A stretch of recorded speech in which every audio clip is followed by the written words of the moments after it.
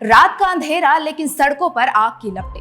हजारों की भीड़ अचानक से कहीं से निकलती है और औरंगजेब जिंदाबाद के नारे लगाते हुए, और सबका एक ही मकसद होता है, तबाही।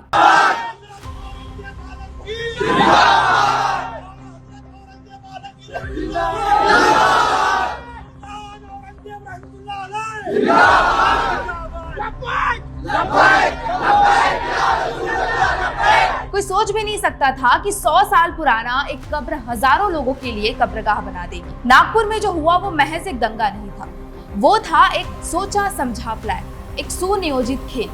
तभी तो अचानक से उन हजारों की भीड़ के लिए पत्थर आ जाते हैं, पेट्रोल के बम आ जाते हैं, वो भी एक साथ। आखिर क्या हुआ था 17 मार्च की रात को, आइए जानते हैं इस वीडियो में। बाहर से आए लोगों ने पत्थरबाजी की है, गाड़ियां फोड़ी है, घरों तक आग लगाई है, गांधी बाग सहकारी बैंक उस पर पत्थरबाजी की है। इस मुख्यमंत्री जी से मेरी मांग है कि जिन्होंने ये सब किया प्लानिंग के साथ, उन सभी को कड़क शासन होना चाहिए, ऐसी मेरी मांग है। So hello and welcome to Rani Rancho show. और आज हम बात करेंगे नागपुर में हुए इस खौफनाक हिंसा के बारे में, जिसका कारण महज एक अफवाह था, लेकिन उसका खामियाजा निर्दोषों को चुकाना पड़ा। तो आइए आपको ले चलते हैं 17 मार्च 2025 की रात 10 बजे, जहां खबर आती है कि नागपुर में अचानक हजारों की भीड़ ने हिंसा छेड़ दिया है।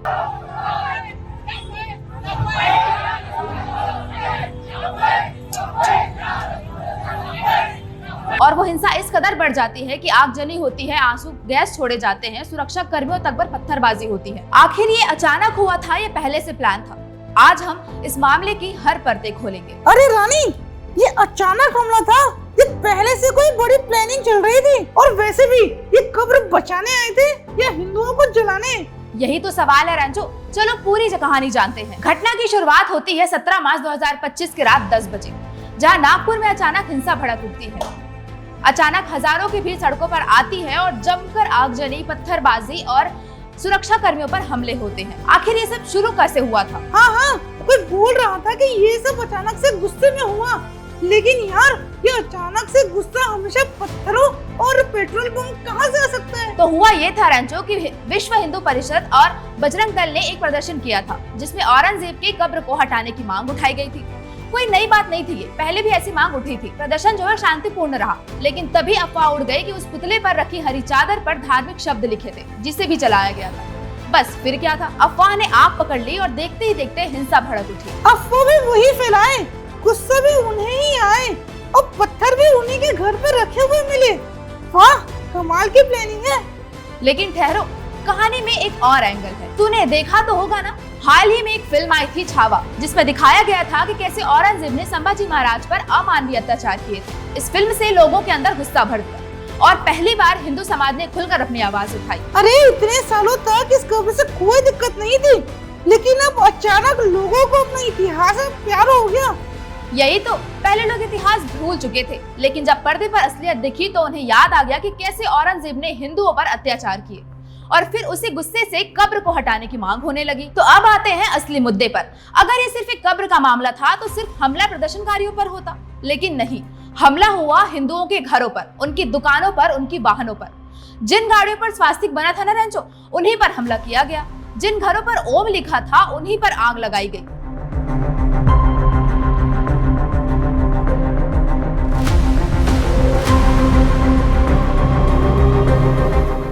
वाह, कब्र बचाने आए थे या हिंदुओं को जलाने? और ये कोई पहली बार नहीं हुआ है। जब इंडिया वर्ल्ड कप जीती थी तब भी जश्न में पत्थरबाजी हुई थी।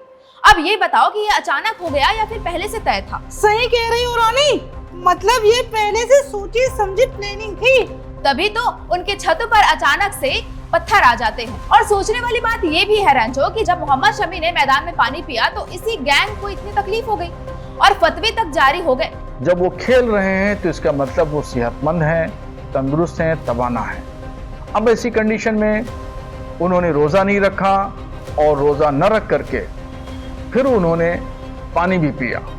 दुनिया ने देखा उनको पानी पीते हुए, तो एक उनकी ज़रिए से एक गलत पैगाम आवाम में गया और रोज़ा न रख करके उन्होंने गुनाह का काम किया। तो उनको ऐसा नहीं करना चाहिए और वो शरीयत की नज़र में वो मुजरिम हैं और गुनहगार हैं, खुदा के यहाँ उनको जवाबदेह होना पड़ेगा।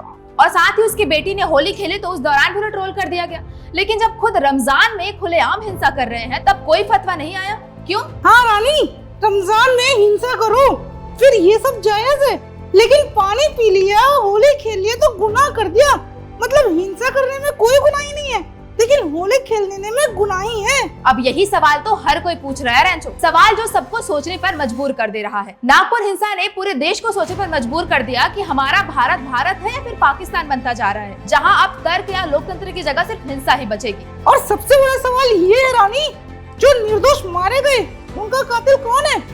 अगर कोई गलती भी हुई थी तो उसे कानून देखता, हिंसा क्यों? क्या दंगा करने वालों को उतनी सजा मिलेगी जितना औरों को मिलती है? गलत है ये, हमको बड़ी तकलीफ होती है, ये दिन देखना पड़ रहा है।